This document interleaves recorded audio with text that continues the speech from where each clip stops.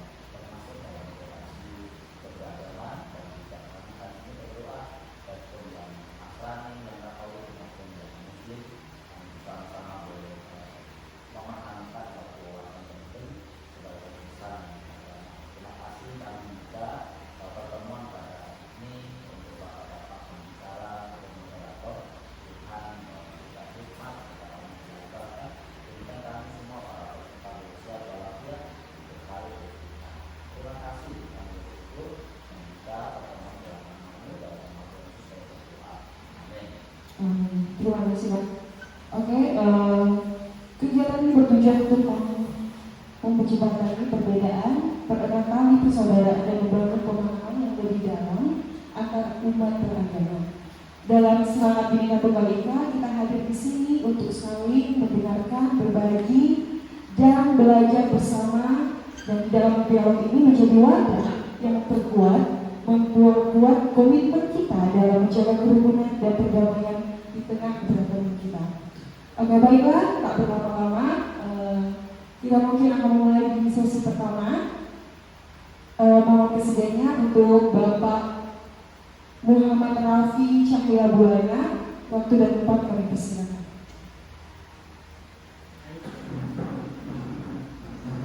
Bismillahirrahmanirrahim. Assalamualaikum warahmatullahi wabarakatuh. Sebelumnya perkenalkan, nama saya Muhammad Rafi Cahya Bulana SAG. Saya di sini selaku guru mata pelajaran pendidikan agama Islam. Saya di sini akan menyampaikan materi tentang indahnya saling menghargai dalam keragaman. Seperti diketahui, pengertian keragaman adalah perbedaan yang ada di sekitar kita, seperti perbedaan suku, agama, budaya, dan bahasa. Perbedaan adalah anugerah dari Allah yang harus kita syukuri. Selanjutnya, materi yang kita akan bahas hari ini, yang pertama, keragaman sebagai sunatullah. Yang kedua, ajaran kebaikan dalam Islam dan selain Islam. Yang ketiga, saling menghormati dan menghargai orang-orang yang berbeda agama.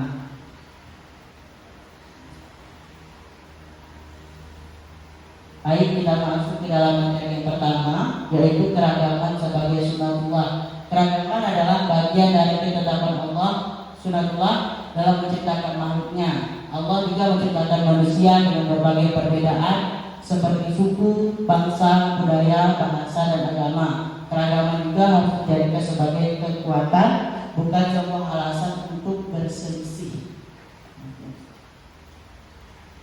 Adapun dari Al-Quran tentang keragaman itu dijelaskan Allah di dalam Quran surah Al-Hujurat ayat 13, yang artinya, wahai manusia, sungguh kami telah menciptakan kamu dari seorang laki-laki dan perempuan, kemudian kami jadikan kamu berbangsa-bangsa dan bersuku-suku, agar kamu saling mengenal. Sesungguhnya yang paling mulia di antara kamu di sisi Allah ialah orang yang paling bertakwa. Adapun selanjutnya, ajaran kebaikan dalam Islam dan selain Islam. Setiap agama mengajarkan kebaikan untuk menciptakan kedamaian, keadilan, dan kesejahteraan.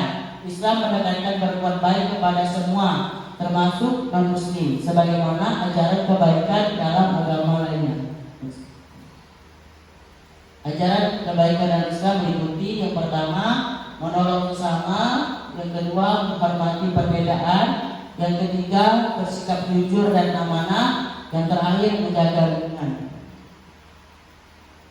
Materi jadinya yaitu menghormati dan menghargai perbedaan agama. Islam juga mengajarkan sikap toleransi dalam kehidupan bermasyarakat, termasuk dalam menghormati dan menghargai orang yang berbeda agama.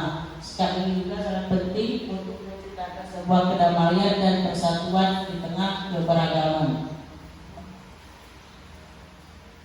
Adapun dalil ajaran Islam tentang toleransi itu dijelaskan di dalam Quran surah Al-Kafirun ayat 6 yang berbunyi lakum dinukum waliyadin, artinya untukmu agamamu dan untukmu agamaku. Adapun di dalam Quran surah Al-Baqarah ayat 256 yang artinya tidak ada paksaan dalam menganut agama Islam, sungguh telah jelas jalan yang benar dari jalan yang sesat. Siapa yang ingkar kepada Tauhid dan beriman kepada Allah, sungguh telah berpegang teguh pada tali yang sangat kuat yang tidak akan putus. Allah Maha mendengar lagi Maha mengetahui. Para generasi muda, khususnya dalam menjaga toleransi beragama ini ada 4. Yang pertama, menjadi teladan dalam bertoleransi. Yang kedua, mengedukasi teman sebaya tentang pentingnya keberagaman. Yang ketiga, menghindari penyebaran hoaks dan ujaran kebencian. Dan yang terakhir, aktif dalam kegiatan sosial lintas agama dan budaya. Sekian informasi yang dapat saya sekian materi yang dapat saya sampaikan. Assalamualaikum warahmatullahi wabarakatuh. Oke, baiklah, terima kasih. Sekali lagi berikan tepuk tangan yang luar biasa untuk Bapak Rafi yang telah memaparkan materi. Dan selanjutnya kita akan mendengarkan materi dari narasumber kita yang kedua, yaitu Saudara Fanda Tigaruja. Oke, selamat pagi menjelang siang semuanya. Ya, mungkin kayaknya nangis sepu-sepu jadi bikin ngantuk kali ya. Oke, kita hari ini relax dan kita bawa santai. Dan tadi kita udah mendengar tentang perspektif dari Islami tentang mengenai hikmah beragama dan yang telah dipaparkan bagaimana tentang supaya tindakan kita yang sebagai teman-teman Islam bagaimana sih cara menghargai, bagaimana cara mengasihi sesama umat beragama. Nah, sekarang kita akan mendengar secara khusus tentang perspektif dari kekristenan terhadap umat beragama. Jadi tema pada hari ini adalah peran agama Kristen terhadap umat beragama. Tapi sebelum itu saya akan memperkenalkan diri. Mungkin ini kali pertama kita berjumpa dalam sesi seperti ini. Nah, mungkin biasanya kita sering berjumpa ya. Nah, perkenalkan, nama saya Fanda Tigaruja. Saya lulusan dari STT Yogyakarta dan sekarang melanjutkan studi dalam S2 mengenai tentang magister pendidikan agama Kristen. Jadi itu yang latar belakang dari saya. Dan sekarang kita akan masuk tentang belajar dan melihat yang pertama dari yang terdapat dalam kitab Markus. Kita akan mengawali Injil Markus dalam pasal 12 ayat 29 sampai 31. Dikatakan sabda Isa kepadanya, perintah yang pertama ialah dengarlah hai orang Israel, Allah Tuhan kita adalah Tuhan yang Maha Esa. Kasihilah Allah Tuhanmu dengan segenap hatimu, dengan segenap jiwamu, dengan segenap akal budimu, dan dengan segenap kekuatanmu. Sedangkan perintah yang kedua, kasihilah sesama manusia seperti dirimu sendiri. Tidak ada perintah lain yang lebih utama daripada kedua perintah itu. Nah, dalam pandangan kekristenan dalam cara mengasihi terhadap umat beragama ditekankan dalam 2 perintah. Yang pertama adalah mengasihi Tuhan dan yang kedua adalah mengasihi sesama. Nah, di dalam sebuah ajaran kami diajarkan bagaimana setiap kali Allah yang kami sembah yang Maha Esa itu telah mengasihi kami sebagai manusia, sebagai ciptaannya. Maka dari itu muncullah perintah kedua, yaitu kasihilah sesamamu seperti manusia, seperti dirimu sendiri. Dan sebagai bagaimana kita memulai mengasihi manusia, terlebih dahulu kita mengasihi diri kita sendiri. Bagaimana kita bisa mengasihi jika kita tidak mengasihi diri sendiri? Nah, ini perintah yang kami pegang sebagai pedoman dalam kehidupan kami. Kemudian lanjut, kasih Kristus atau kasih Allah yang kami kenal dalam Allah yang Maha Esa itu sebagai dasar fondasi kami. Nah, Kasih Kristus adalah contoh yang mencakup kasih kepada Tuhan dan sesama.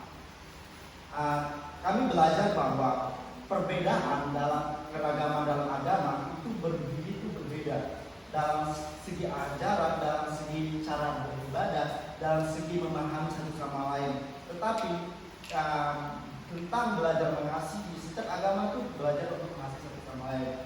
Saya yakin dan saya menganggap bahwa kita setuju akan hal itu. Nah, hal ini ditekankan bahwa setiap kami perlu belajar untuk mengasihi. Namanya tentang belajar untuk mengasihi itu penting.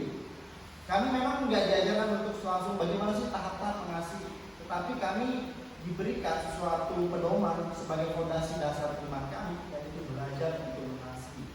Namanya untuk mengasihi itu perlu belajar, dan itu hal yang berbeda. Nah, dalam konteks dalam Indonesia, dalam masyarakat menjemuk ini banyak hal yang menjadi landasan untuk belajar untuk saling toleransi, saling menghormati antar umat beragama, dan yang paling penting adalah saling mengasihi terhadap perbedaan itu. Nah, jelas hal itu nggak mudah bagi kami, tapi dalam tindakan kami dalam kehidupan sehari-hari kami terus belajar untuk mengasihi sekalipun toleransi dan perbedaan itu begitu signifikan yang terjadi. Nah, kemudian kita lanjut. Mungkin dari Bapak Ibu pernah melihat sebuah website yang disebut dengan I Come More With Us. Ini pernah dengar? Ada yang pernah dengar? Boleh angkat-angkatnya? Mungkin ini baru pertama ya. Oke.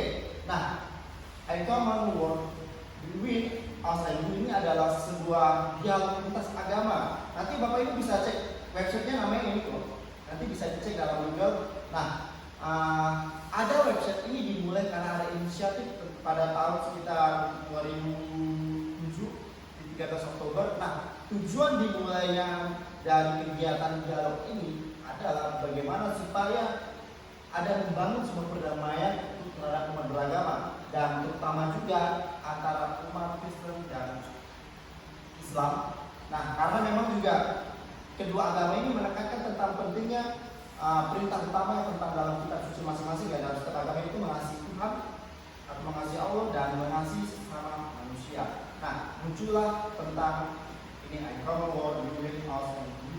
Jadi semua itu ada berkaitan tentang kayak sebuah review dari dokumen-dokumen para profesor-profesor dari Islam maupun dari Kristenan. Nah, semua itu kita bisa melihat dari website ini, dan kita juga bisa belajar ternyata sebelum kita belajar memahami, ternyata sudah banyak kok dari luar negeri yang mencoba untuk membangun perdamaian ini melalui Kristenan dan Islam. Nah, kemudian kita bisa lanjut. Dan juga sekarang banyak kok buku-buku yang berkaitan tentang perdamaian. Pertama adalah Muslim and Christian as Source on Conflict and Conclusion. Jadi Bapak Ibu juga bisa membaca, dan juga ada juga buku relasi Islam dan Kristen di Indonesia. Ada juga sejarah perjumpaan Kristen dan Islam di Indonesia. Nah, kemudian ada lagi Muslim and Christian Worship and Style the God. Jadi Bapak Ibu juga bisa melihat dari referensi buku ini. Kemudian ada juga God of the Bible or not Allah the Quran. Kemudian the Islamic Jesus. Jadi banyak kok buku-buku tentang perdamaian. Jadi dalam pemahaman kita nggak hanya cukup kok tentang kita melihat bagaimana belajar, tetapi pada nyatanya dunia ini juga belajar untuk tentang perdamaian melalui dari tentang yang pertama tentang Common Law Between Us and You, kemudian ada beberapa juga buku-buku referensi. Nah, ini kita bisa baca, belajar bersama supaya kita mengerti bagaimana ternyata di dunia ini tidak hanya terjadi perbedaan-perbedaan, tetapi bagaimana cara kita mengasihi terhadap umat beragama. Oke. Kemudian kita akan melandasi dengan kitab suci yang kita dapat dalam 1 Yahya pasal 4 ayat 8. Di situ barang siapa tidak mengasihi, dia tidak mengenal Allah, sebab Allah adalah kasih. Allah adalah sebuah perwujudan dari kasih. Bagaimana kita tidak mengasihi manusia, jelas kita tidak mengasihi Allah. Nah, hal ini yang mudah dipahami bagi kita yang kita belajar bahwa untuk kita mengerti rumus pertama dalam mengasihi adalah mengasihi Allah terlebih dahulu dan mengasihi manusia. Oke, kemudian lanjut yang terdapat dalam 1 Yahya pasal 4 ayat 19. Kita mengasihi karena Dia Allah yang lebih dahulu mengasihi kita. Nah, dalam pandangan kekristenan, Allah mengasihi manusia melalui dari pengorbanan Dia, yaitu melalui pengorbanan Dia turun ke dunia untuk menembus setiap kami, setiap orang-orang yang berdosa. Kemudian cara pandang itulah yang menunjukkan bahwa Allah telah tidak perlu mengasihi manusia. Dan kemudian dilanjutkan dengan perintah kedua, yaitu manusia harus mengasihi sesama. Nah, mungkin saya pikir dalam hal ini mudah dipahami dan mudah dimengerti. Nah, kemudian kita akan melanjutkan dan melihat dialog. Nah, tadi sudah saya jelaskan tentang dialog lintas agama. Ada juga sekarang sudah berbagai banyak kok tentang pengajar-pengajar untuk dalam keragaman dan lintas agama. Oke, dialog lintas agama yang sehat yang didasari oleh kerendahan hati untuk mau mendengar menjadi sebuah kebutuhan demi menciptakan pemahaman atau dalam pengajaran tentang toleransi, kemudian sekaligus menjadi wadah bertukar pikir untuk relasi yang baik tanpa kecurigaan atau prasangka. Nah, kami di dalam kampus UPRI sering mengadakan dialog-dialog lintas agama. Mungkin saya mau bertanya, apakah di sejauh ini Bapak Ibu pernah atau mungkin pernah mendengar tentang kegiatan dialog lintas agama? Mungkin sejauh belum pernah ya? Saya rasa mungkin belum pernah. Nah, ini pertama kali Bapak Ibu kita sama-sama belajar tentang dialog lintas agama. Oke, nah kami di kampus sering kok salah satunya ini tema topik yang kami bawa dengan kerjasama UIN yang UIN dari Sunan Kalijaga Yogyakarta tentang peran perguruan tinggi keagamaan Islam dan Kristen dalam membangun hubungan. Kenapa sih kami dalam kampus itu berperan aktif dalam dialog-dialog lintas agama? Tujuannya itu supaya kita sesama beragama itu saling memiliki toleransi yang lebih gitu. Terutama kita belajar memahami perspektif dari pandangan Islam maupun pandangan Kristen, supaya kita tahu, belajar dan tahu mengerti, oh ternyata begini yang terjadi, oh ternyata ini caranya yang dilakukan oleh umat Kristen dan umat Islam seperti itu. Nah, dan juga ada juga kegiatan tentang kemah damai mahasiswa Muslim dan Kristen. Ini juga berkaitan tentang dialog lintas agama. Kita juga bisa berjumpa dengan teman-teman yang Muslim, kita juga bisa berjumpa dengan teman-teman yang Kristen. Kita saling belajar bersama-sama.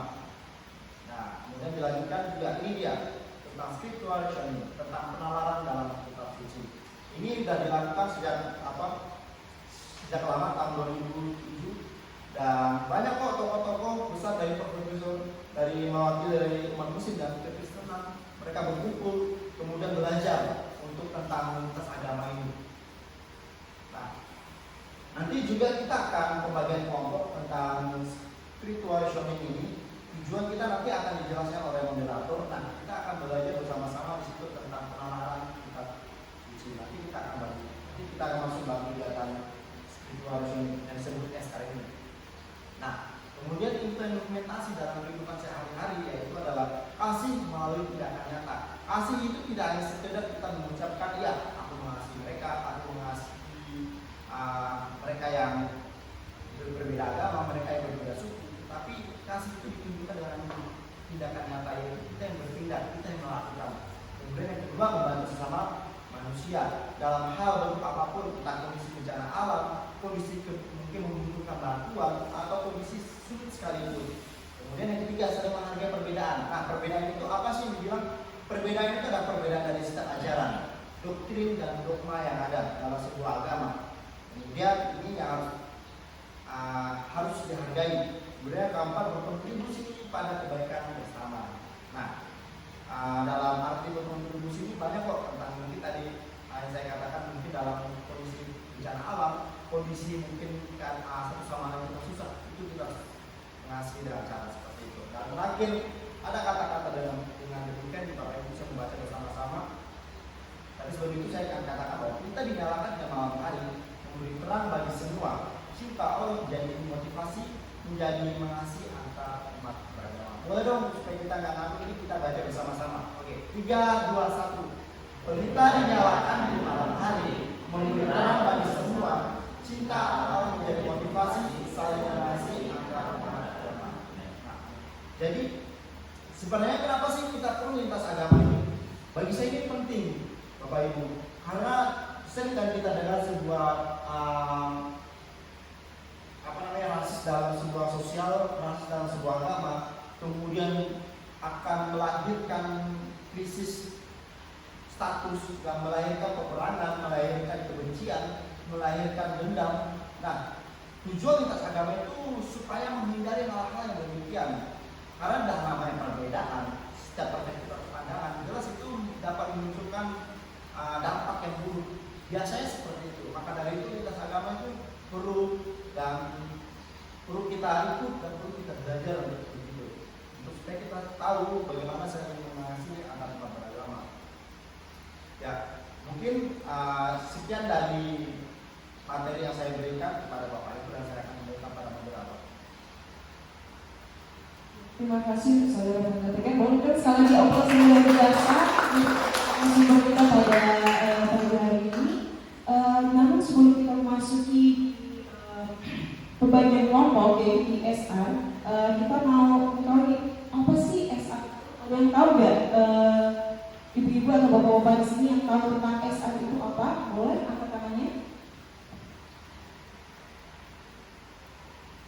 Oke, kamu nggak tahu atau belum tahu, tapi udah dengar nih. Ada yang udah pernah dengar? Oh, di depan ya. Oke, saya akan membahas sedikit pemaparan tentang SR. SR itu adalah spiritual reasoning atau yang merupakan pendekatan baru terhadap dialog antar agama masa kini yang menempatkan kitab suci sebagai pusat pembicaraan mereka atau dialog mereka. Nah, SR adalah alat untuk dialog antar agama di mana orang-orang dari agama yang berbeda berkumpul di satu titik untuk membaca dan merenungkan kitab suci mereka. Ini bukan tentang mencari kesepakatan atau yang lebih kepada mengeksplorasi teks, tetapi kemungkinan interpretasinya secara lintas batas agama. Nah, pada kesempatan kali ini kita mau mengetahui apa aja sih tujuan dari SR ini dan apa aja sih fungsinya. Oke, saya akan membahas ada 3 fungsi. Yang pertama, untuk saling memahami keyakinan, ajaran serta tradisi agama langsung dari sumber utamanya yaitu kitab suci. Nah, yang kedua, untuk membangun perdamaian dan persahabatan, karena melalui SR kita akan saling belajar hal-hal yang positif dari kitab suci, bukan untuk berdebat atau tentang prasangka yang disampaikan oleh saudara Fanda tadi. Dan yang ketiga, saling menghargai tentang pandangan masing-masing. Perbedaan pandangan dihargai sebagai sebuah kekayaan yang saling melengkapi, memotivasi bukan untuk mencari kesalahan pandangan orang lain, tetapi untuk belajar memahami pandangan orang lain. Oke, baiklah, tanpa berlama-lama akan memasuki untuk pembagian kelompok SR kita pada pagi hari ini. Dan untuk pedomannya saya bacakan, dibentuk kelompok kecil yaitu 6 orang yang beranggotakan Muslim dan Kristen. Ditunjuk seorang fasilitator yang akan memfasilitasi langkah-langkah pembelajaran bersama. Oke, mungkin dari saudara Fanda bisa membagi kelompok. Oke, karena pertama-tama saya nggak tahu nama Bapak Ibu kan. Jadi kayaknya kita mulai hitung karena kita kan terbagi 2 kelompok karena kita bertotal 14 orang ya. Jadi kita akan campur jadi nanti mulai dari Pak Rafi nomor 1, nomor 2, pokoknya 2 kelompok jadi 1, 2, 1, 2 gitu. Paham? Oke, saya dimulai dari Pak Rafi 1.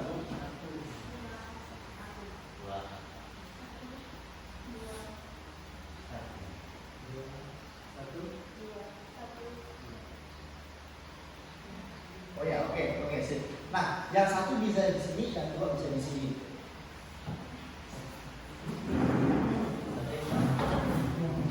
Yang 1 bisa di sini, yang 2 bisa di sini. Tadi itu bukan. Ya, dari lah.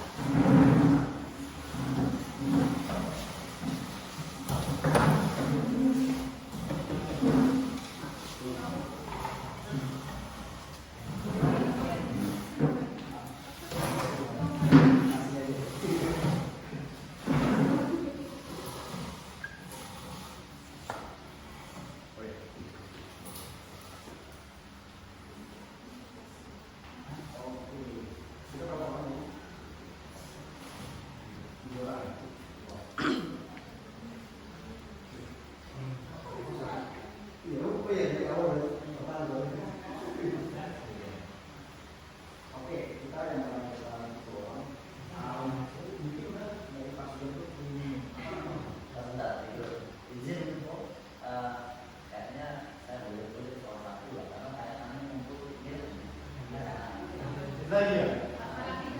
Nah, Tapi nanti dulu deh. Nanti bisa beli itu sama tas.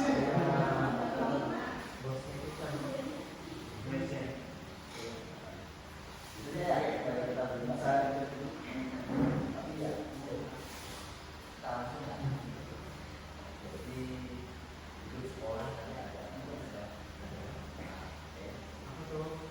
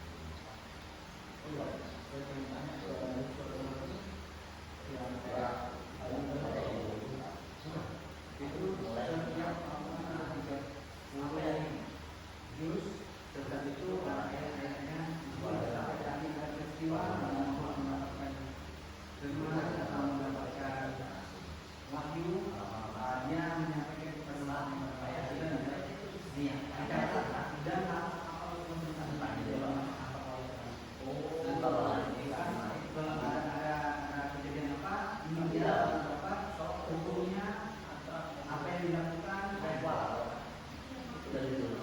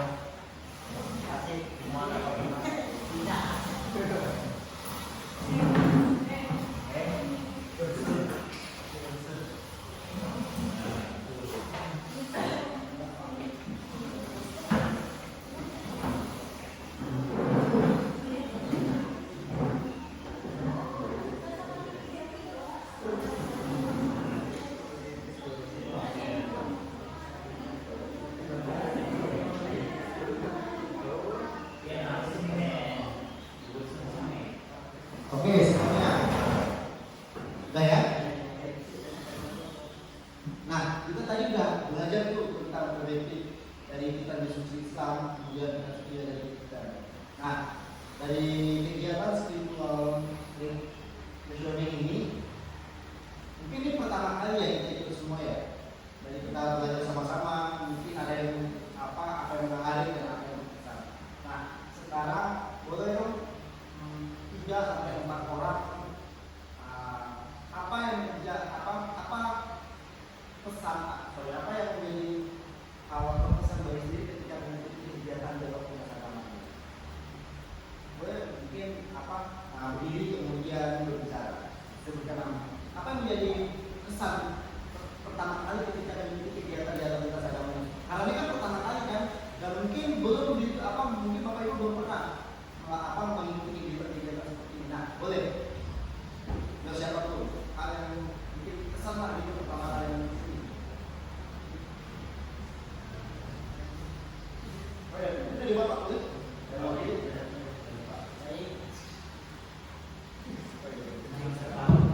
Baik, assalamualaikum warahmatullahi wabarakatuh. Pengalaman yang saya sudah saya benar-benar awalnya tidak tahu belajar dari kitab agama lain, jadi akhirnya saya tahu gitu belajarnya ternyata sama juga dengan kitab kami, Al-Quran itu kurang lebih sama. Yang penting toleransinya sama antar agama dan boleh dikembangkan di tahap-tahap berikutnya, sangat menarik bagi saya. Sekian, terima kasih.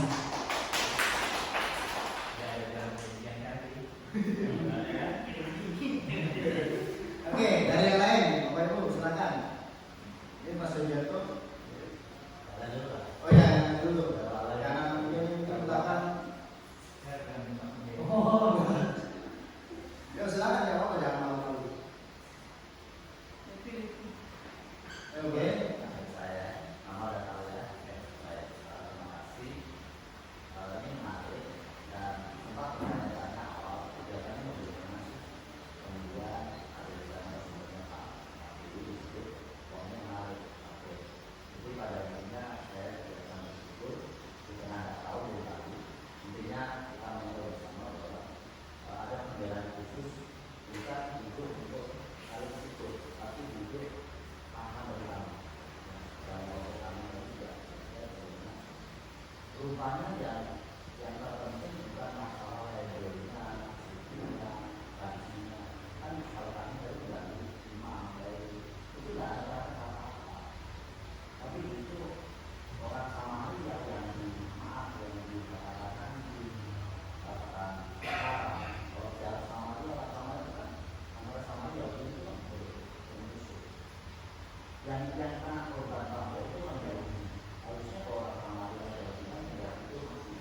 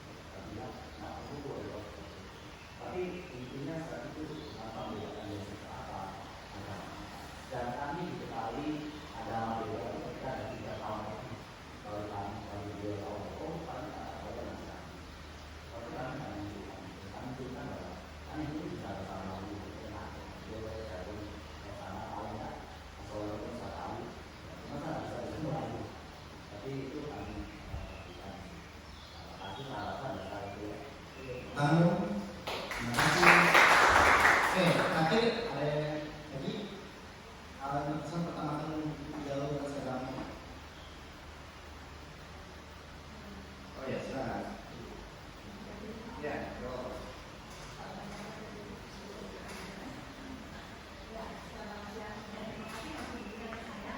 Kami sudah bahas tadi luar biasa di kami khususnya di surat An-Nisa dan Al-Baqarah itu kami sudah membahas sama dengan di tema di pelajaran yang ada juga di agama itu juga ada di saling menghargai antar agama suku sesuai dengan yang di kita kami.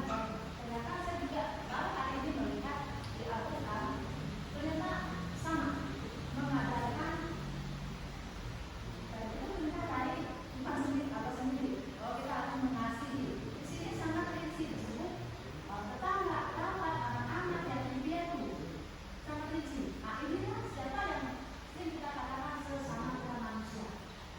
Nah di Al-Quran khususnya di surat An-Nisa ini prinsip disebut.